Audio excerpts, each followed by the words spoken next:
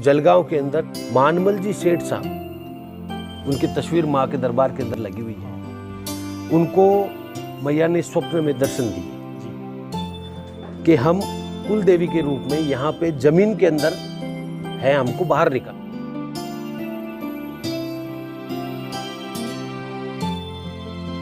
नमस्कार दोस्तों, आप सभी को नव वर्ष की बहुत बहुत हार्दिक शुभकामनाएं।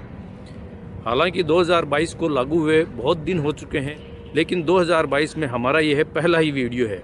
दोस्तों, इससे पिछले वीडियो में नागौर जिले की अरावली पर्वतमाला की सबसे ऊंची चोटी पे बने केवाय माता मंदिर के मैंने आपको दर्शन करवाए थे, और आज मैं आपको उसी पहाड़ी की तलहटी में बने केलपूज्य माता जी के मंदिर की यात्रा करवाने वाला हूँ।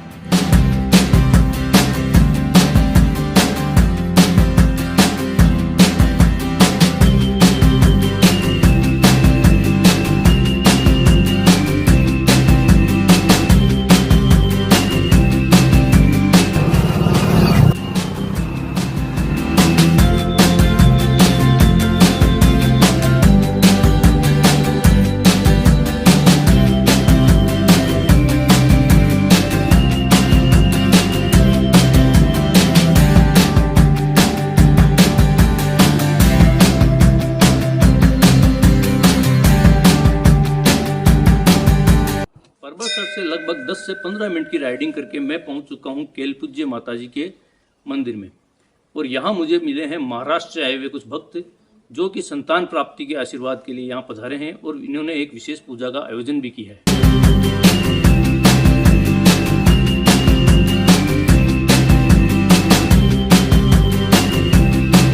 पुजारी जी पूजा की तैयारी कर रहे हैं। आइए तब तक यहाँ के प्राकृतिक दृश्यों का आनंद लिया जाए। केलपूज माता जी का यह मंदिर अरावली की पहाड़ियों की तलहटी में बना हुआ है।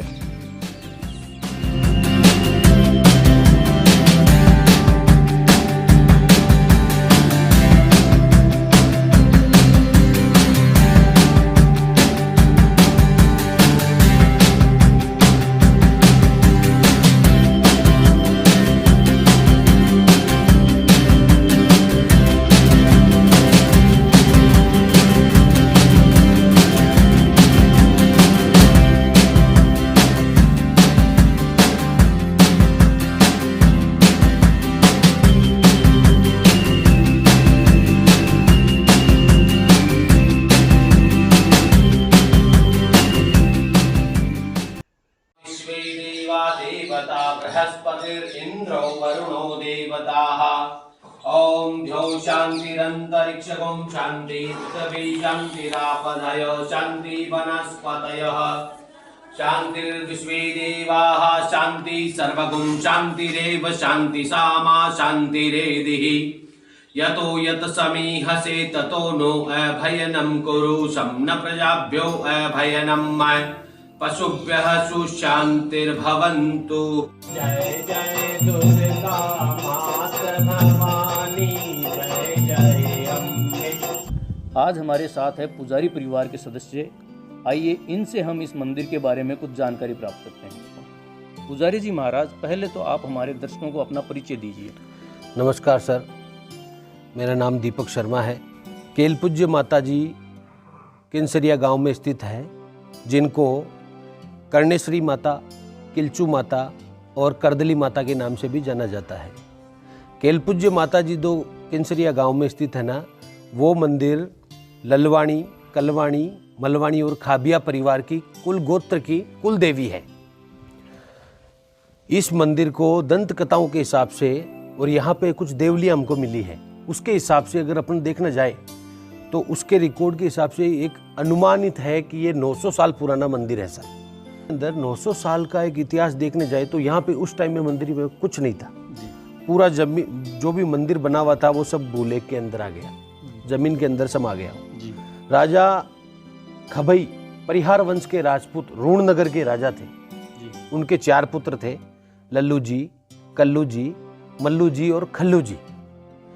विक्रम संवत 719 के अंदर इनके जो परिवार थे, इन्होंने जैन धर्म धारण कर लिया था।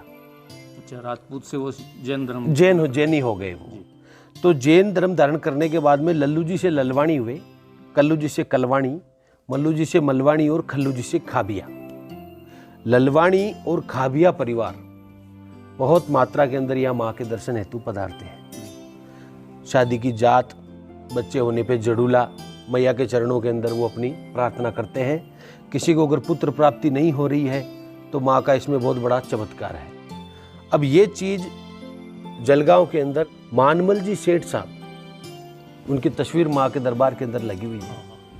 उनको मैया ने स्वप्न में दर्शन दिए कि हम कुल देवी के रूप में यहाँ पे जमीन के अंदर है, हमको बाहर निकाल। वो महाराष्ट्र के जलगांव के रहने वाले, तो 40 गांव वहीं पे वो एक रामदेव जी बाबा के मंदिर में वहाँ पे गए थे।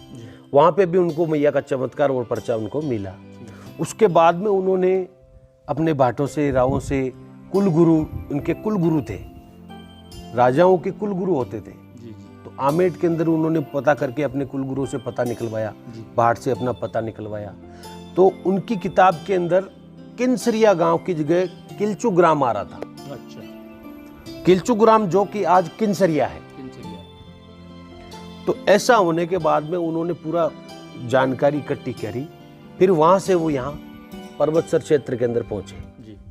पर्वतसर क्षेत्र के अंदर उनके साथ में सब थे, उनके भाट थे जो कुल गुरु थे। फिर गांव के अंदर जितने भी पंच हैं उनको उन्होंने इकट्ठा किया। उनको स्वप्न के अंदर जब दृष्टांत हो रहा था तो यहाँ से 500 मीटर की दूरी पे एक कुआं है गोरावड़ा करके। गोरावड़ा कुआं उनको सपने में दर्शन के अंदर दिखता था। ये उनके शब्द है। अच्छा। तो उन्होंने जब वो कुआं वगैरह देखा, वो देवलियां देखी, तो उनको समझ में आया कि अपन सही जगह आ गए। और फिर भाट के थ्रू, कुल गुरु के थ्रू, उनके ये जो गांव का उन्होंने रिकॉर्ड निकलवाया, पुराना गांव कौन सा था, आज के 900 साल पहले क्या था, तो ऐसा करके उन्होंने पूरा विस्तार से रिकॉर्ड निकलवाया। तो यहाँ फिर आके माँ के दरबार, जहाँ मैया भी विराजमान है, वहीं पे वो आए, सब इकट्ठा होके वहाँ पे उन्होंने खुदाई चालू की। खुदाई चालू की तो 2.25 फीट की गहराई के अंदर सफेद नाग, खुदाई के दौरान पूरा गांव यहाँ मौजूद था।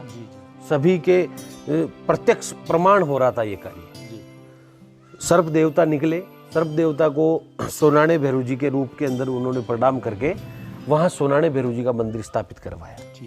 6.25 फीट की गहराई के अंदर अपने मैया की प्रतिमा उस टाइम में यहाँ मिल गई। मिलने के बाद के अंदर उन्होंने छोटा मंदिर बनवाया।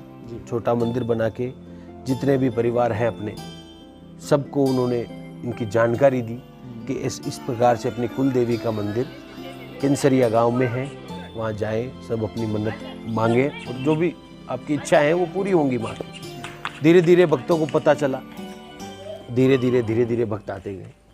जैसे जैसे लोगों का आवागमन हुआ, लाइट, पानी, बिजली, रोड, धर्मशालाएं, मंदिर निर्माण, उन्होंने फिर छोटा मंदिर वहाँ पे उस टाइम में बनवाया था।